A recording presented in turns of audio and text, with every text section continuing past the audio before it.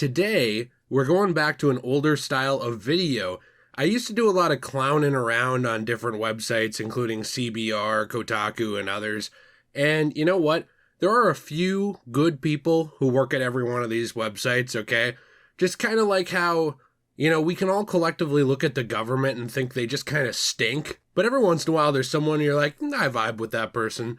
So I will say that there's no hatred towards anyone who actually made this list, but I might have stumbled across one of the worst Assassin's Creed game rankings of all time. I don't know why this is a big thing right now, but everybody is ranking every Assassin's Creed game, I think, to get into the search engine optimization and the keywords, with Mirage being a huge talking point right now. So, Kotaku, in their infinite wisdom, because I think Kotaku's the easiest to clown on, decided to make their own ranking of the Assassin's Creed games, and this was a group effort by a lot of different people. So we're going to take a look at it today, because they have ranked them starting from worst to best, and I do want to take a little bit of, talk a little bit, I guess, about their reasoning as well for each one. So it's going to be a very casual video today. We're just going to kind of roll through. Going to be some gameplay, going to be some articles shown, and just a good old discussion. Now in this video, I'm going to be playing some footage of Assassin's Creed games. Probably most of them will line up with the one we're talking about, but any I don't have footage of, I know that what I'm showing is not that game. I'm just playing Assassin's Creed. So if you see Assassin's Creed 2, but we're talking about Origins or something, I know it's Assassin's Creed 2. If you do enjoy this video, please be sure to leave a like and subscribe for more content. I appreciate you very much, but let's hop right into it. This is the true crime. They put your girl Xiao Jun at the worst. They put Assassin's Creed Chronicles as the worst game in the series, which I actually completely disagree with. This game is very, very different, and some of them out of this collection are not as good as others. Like, for example, I like Assassin's Creed Russia. I think it had potential to be a lot better than it was. The crown jewel standing out of this is pretty much Assassin's Creed China. It is the Xiao Jun story. I mean, she's pretty beloved. She went on to even get her own manga. I've been advocating for her to get a 3D game forever. I don't know why they won't do it, especially because Ubisoft has pushed for more diversity and inclusion, but they ignore their Chinese female protagonist. I don't get why. They even wrote a manga for her, but they won't give her a 3D game. Regardless, this is not the worst game in the series, in my opinion, but let's take a look at their reasoning. They pretty much talked about how this game is a complete misfire, which was 3 smaller games collected together instead of one bigger game. They did talk about how the games are gorgeous, but that they're not fun to play and are sloppy. And I actually completely disagree with this. Jill and I have been playing through Assassin's Creed titles again together, and I'm actually looking forward to getting to some of the Chronicles ones for Let's Playing, because when we played through Assassin's Creed Chronicles China together, it was super fun. I really thought that the stealth was well done in this game, especially for a 2.5D, or I should just say 2D, basically, side-scrolling game. I'm surprised at how well they were able to do the stealth. I know it's not impossible, but it's very easy to mess up, and I thought it was done very, very well. I also thought that this game really tied in well to the mythos of Assassin's Creed, especially with including Ezio in a more mentor role, and sort of showing what happened to the Chinese Brotherhood of Assassins at this time. And while this isn't a typical Assassin's Creed 3D game, nor is it really a typical RPG style game for Assassin's Creed, I thought at the very least China really, really carried this collection of games. And overall, it's just a very artistic entry into the series that, if nothing else, should get a ton of props for being unique. For me, India was the least interesting out of this, and, that's just for me, not because of the country, but because of the gameplay. I think that it didn't really add or have too much going on that wasn't happening in China or Russia. And Russia, I thought, could have been better than it was, but was still really good. China really carries this game, I guess, though, and I didn't really think it was the worst at all. But let's move on from it to look at their next entry, which is one that's just an actual crime, the original Assassin's Creed. I don't really understand how you think this could be one of the worst of the franchise, because they do go on to talk about how the modern day narrative is more connected and interesting than in later games. The mystery of Abstergo and the Templars was genuinely intriguing. I completely agree with that.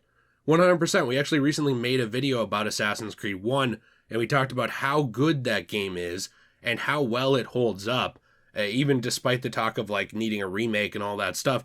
I think it's just a fantastic game overall. It's implemented very, very well. The stealth is done very well. Sure, are there things I would change in hindsight or things I like better on later on in the series? Yes. But this also did have one of the most interesting settings, actually, in the franchise as well. I do agree that the controls can be stiff, but I don't think the combat is boring. I just think it's difficult. I'm not very good at it, okay? I will go on to admit that completely. Like, I know a lot of times when I talk about the combat from Assassin's Creed 1, people talk about, well, actually, there's combos and there's this and that. You're right, there is. If you can time the strikes very well and you know what you're doing, there is combos and there is stuff like that. I do agree that it's a little stiff. I don't agree that it's boring. And then they say one of the worst things I've ever seen to me, which is that they said Altair feels underdeveloped as a character. Altair probably has one of the best character journey stories out of anyone in Assassin's Creed ever. He probably has one of the most complete character stories. That's not even including things like Revelations. I'm just talking AC1. This guy starts out as the most full of himself prick who cannot be bothered to listen to any wisdom, any advice outside of himself. He just thinks with his sword, and that's it. That's all he is. He's a killer. And he doesn't think about why he does it. He doesn't care why he does it. He just does it. And also, he's very prideful about it. Like, he's proud of being a killer. He doesn't do it because he has to. He basically does it to prove something. Then over the course of the game, he's kind of confronted with the fact that there's a world much bigger than him and events happening that are much more complex than he could have ever imagined. And that slowly kind of breaks him down and makes him realize how much of a fool he's been. I don't understand in what way that's underbaked or underdeveloped. I mean, this has to be one of the best development stories for an assassin in the entire franchise. That take to me comes off as like people who didn't understand the story of the game. So next up is Assassin's Creed Unity. And I will say that for me, elements of this game are towards the bottom of the list and other elements of the game are towards the top of the list. I'm not exactly sure how I would rank these games myself completely. I will admit that right now. But I wouldn't rank them the way that they have so far. If it was 2014 right now, and you made this list, ignoring the fact some of this came out after 2014, just bear with me, I would agree with you that Unity was one of the worst. And here's why. The game launched really broken. Absolutely a mess, okay? And the disc version of this game, if you don't have any patches, is just sad. Because in 30 years, 40 years, I don't know how this game will be preserved, but let's say somebody pops in a PS4 copy of this game, no patches, nothing. That game is an absolute mess. If we are actually grading this game, though, based off of how it is today, there's not actually that much wrong with it, and I disagree with a lot of their criticisms. They said that when it came out, it was visually stunning, I completely agree, but that other things didn't work. They said it seems most folks remember Unity as the broken Assassin's Creed because it was eventually patched and improved, which I completely agree. But I think my problem with their criticism for it is they say that when it was patched and improved, it's not as fun as other games, and that I don't agree with. I mean, I also don't agree with the idea that Unity is technically... Well, how would I say this? Unity has better gameplay in some ways than AC1, right? So I understand why they'd put it above it in that regard. But I think Altair has a much deeper character story than Arno does, even though I also really like Arno's character story as well. And I like the uniqueness of it with falling in love with a Templar, blah, blah, blah. I like all of that, okay? But what they do is they kind of boil it all down to make it sound really stupid. They said the story was dull, which I don't agree with at all. I think the whole Templar assassin romance, almost Romeo and Juliet style, along with a murder mystery of who actually killed who, I thought that was done pretty well. They said the main character was boring. I don't actually think Arno is boring. I just think he borrows a lot of character traits from Ezio and Edward, but he's not the same guy. And they said the Paris setting was forgettable. What's weird to me, though, is that I thought the Paris setting was one of the most interesting parts of this game, and honestly, one of the most interesting settings in the entire franchise. I mean, Paris feels very alive. There's so much to do. It doesn't really feel tacked on or boring to me. And Dead Kings ended up being free and adding in even more content for players to explore and engage with. So I guess I'm just kind of confused how it was boring. Also, this game had really good combat, at least when it's running well, when the game is actually patched. And the free running is one of the best in the series. Even though I think it has like really streamlined, awesome free running and climbing, it did go on to push the series in a direction where it would become more and more automatic. That's a problem that I have with this game, that I guess a criticism I have. But putting it this low on the list is a bit weird. I will say that as much as I like the RPGs, I'm really shocked they're not down here. Like, that's something I'm shocked about for me, because I think those games are really fun and they're really cool, but I see them more as like an offshoot of Assassin's Creed. To me, they're just as much a part of Assassin's Creed as any other game. I know a lot of people will argue about that, but with how much they're dogged on and how much people hate on them, and also how much they are more of like a supplemental Isu story, right? And about the first civilization and how the hidden ones, and all these things came to be. I'm surprised that they're not down here just because they were not what people think of when they think of typical Assassin's Creed. So we move on to 12, and they have Assassin's Creed Liberation, which Liberation is really fun. I think it's cool. I do think that giving it credit for just being the first game to let you play as a woman is a little weird when you don't give some of that same credit to like Xiao Jun from Chronicles, because that's a fantastic game, I think. And they did mention that this game played like Assassin's Creed 3, which I love Assassin's Creed 3. Now, I know that the Assassin's Creed games have a lot of political intrigue and politics in them, but I do think it's a little amusing because it's Kotaku we're talking about, right? Where like for Kotaku, everything is innately super political. Like that's the core ethos of it. That they had to make this about passing, which if you don't know what passing is, so there's a lot of different ways to look at it. When it comes to trans communities and like people of different gender orientations and stuff like that, I'm going to use myself as an example because it's like the least offensive or mean example I can think of.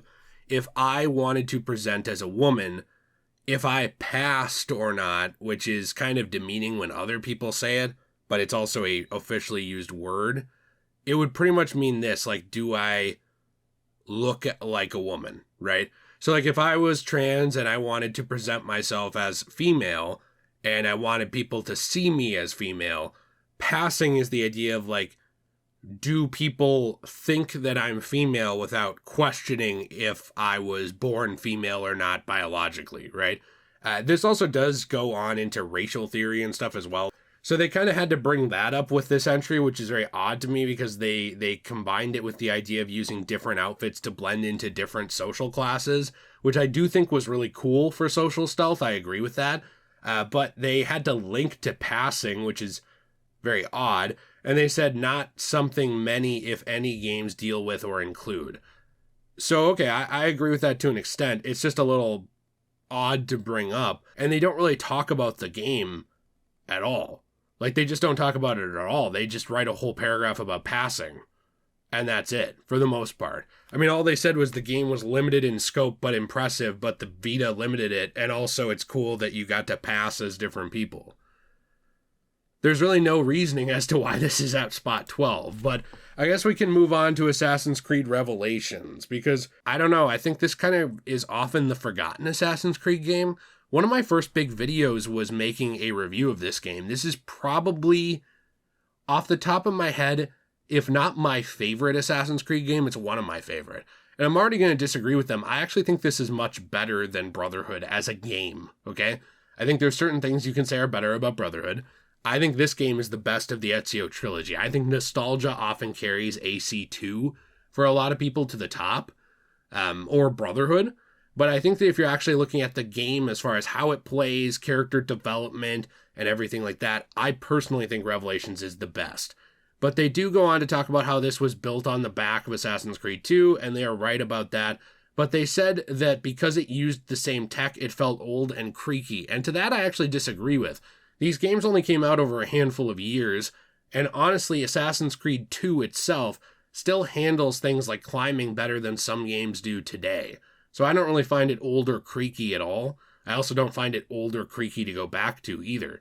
Nate and I played through Assassin's Creed 2 actually recently on our Let's Play channel, Degenerate Plays, and now we're in the process of playing through Brotherhood. So if you're interested in either of that, The link to that channel is in the description down below. They talked about how it was hard to get excited about another sequel to AC2, which is weird because that's the opposite of what I remember happening. Now, I'm old enough to have been young when this game, was coming out, and honestly, the PlayStation 2 was my first console, so by the time of the Xbox 360, your boy was well-versed in the gaming franchise of Assassin's Creed, obviously because, I bought the Assassin's Creed franchise late.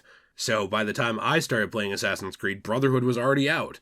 So with this game, they kind of go on to say that it contained one of the worst, dumbest minigames in Assassin's Creed history, which was tower defense. I do agree that they came out of nowhere, like they did feel out of place, but I didn't really think they were poorly made. I actually thought they were kind of fun and interesting. And I did think it was good when Assassin's Creed used to try these old things, or when old Assassin's Creed used to try new things, I should say. Sorry, it's kind of hard because I'm reading what they're saying. I'm also trying not to just verbatim read everything that every article says, because I feel like that's unfair to the writers of the article. That's why I try and link to these things, at least when they're not too stupid. But with this, they don't really talk about this game at all. They only talk about how it was hard to get excited for another Ezio game, which is the opposite of how everyone else felt, and about the mini-game of tower defense, and that's it. They didn't really talk at all about how the multiplayer kind of kept on enhancing itself. Personally, I like the multiplayer better from Brotherhood, I think, but I thought that this one still was good. But all they really talk about is how Ezio was getting boring because his games were old at this point, and about how tower defense was bad.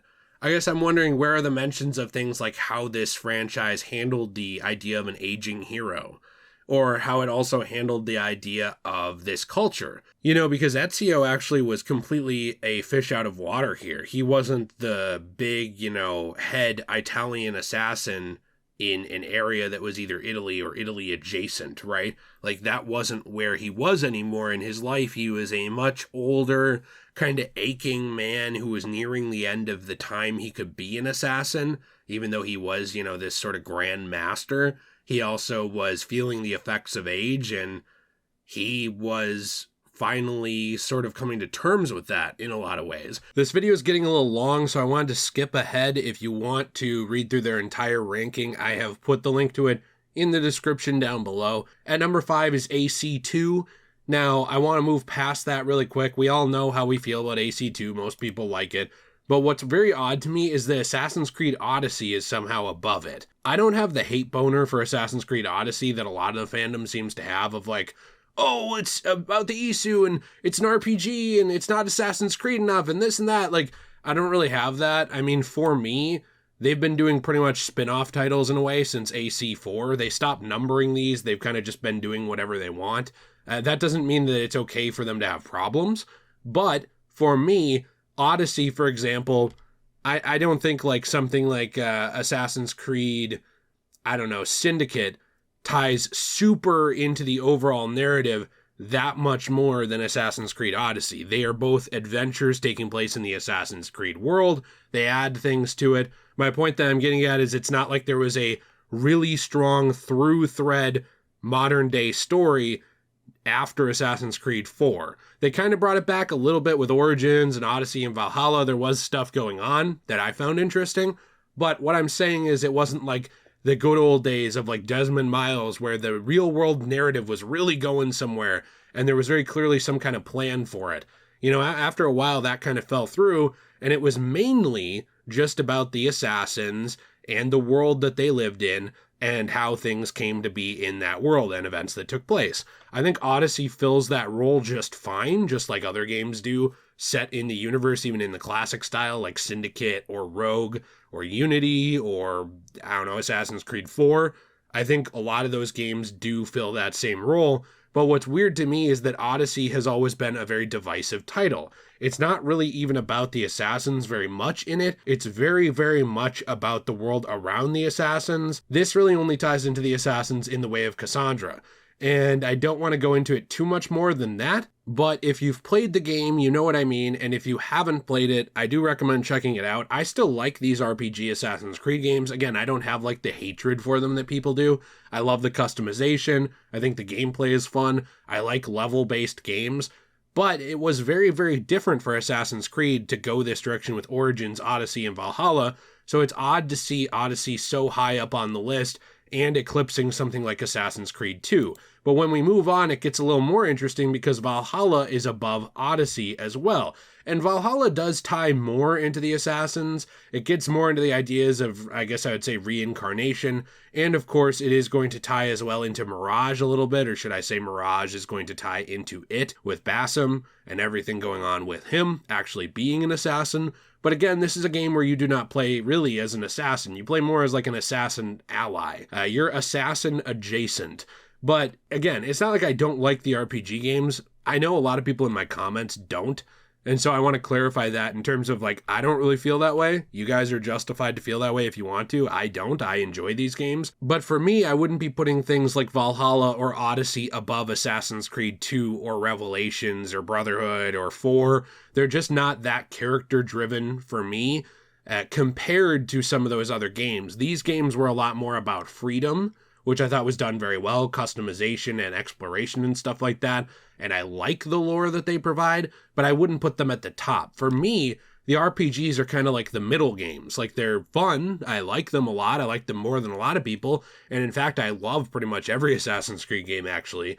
But I wouldn't put them up above the cream of the crop, as good old Macho Man Randy Savage would say.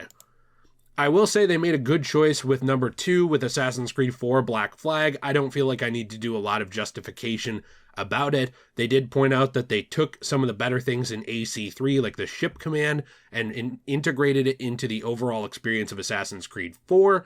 This game, though, does have problems as well. I think it's an amazing game. However, they should have just dropped the modern day from it, and I say that with frustration. I liked the modern day story. I liked when it was going somewhere and when it tied into things. And honestly, even though they can't decide if they want it to be canon or not, when they bring in things like a modern day assassin into Watch Dogs Legion, or they start referencing Aiden Pierce in behind the scenes pictures, with Assassin's Creed, I believe Odyssey, or was it Origins? Doesn't matter because they'll argue it wasn't canon anyway, with an actual Assassin's Creed tie-in mission in Watch Dogs. When they start getting into that kind of stuff, I find that interesting still. I find the modern day interesting. However, in Assassin's Creed 4, the modern day is pretty much just walking around Abstergo offices, and it kind of interrupts the flow of gameplay and makes you not want to do it that much. I think it's interesting to look around, but that's about it. So 4 is a really great game. I do think it's one of the best. It's not without its faults, because they didn't know where to take the modern day of the franchise, and instead of just not doing it like Mirage, because they didn't have anything to do with it, they decided to still do it and push it into the game, which I think was a mistake. But moving on to their number 1, this is an interesting take. I know this is Nate's favorite Assassin's Creed game, at least as of right now, and that's Assassin's Creed Origins. This game is, I think, the one that even people who don't really like the RPG style mostly enjoyed. I don't hear many complaints about Origins. And even though it is a open world like RPG, there are a lot of things that tie into the original games, and it felt like an evolution of them in a way. It's just that following this, they started to step further away from the original Assassin's Creed formula towards something different. But with Valhalla and with Odyssey, they basically moved more and more away from what Origins was, and more away, by proxy, from what the original Assassin's Creed franchise was.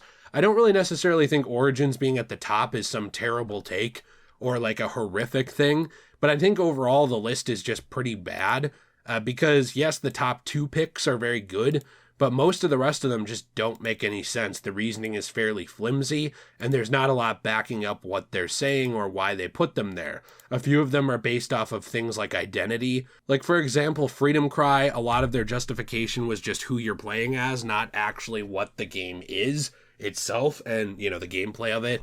And same with Assassin's Creed Liberation. I think it's odd that some games get a pass here for who you play as, others don't, and I find it odd that they want to spend more time talking about passing in something like Liberation than the gameplay mechanics and the merits of the game itself.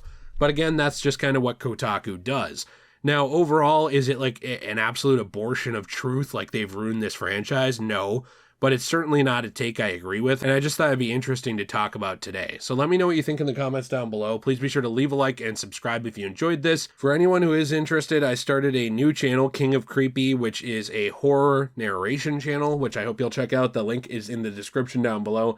And if you're a fan of Assassin's Creed, we've been playing through Assassin's Creed Brotherhood over on our Let's Play channel, Degenerate Plays. The link is in the description down below. I hope you all have a fantastic day, and as always, everyone, stay shway.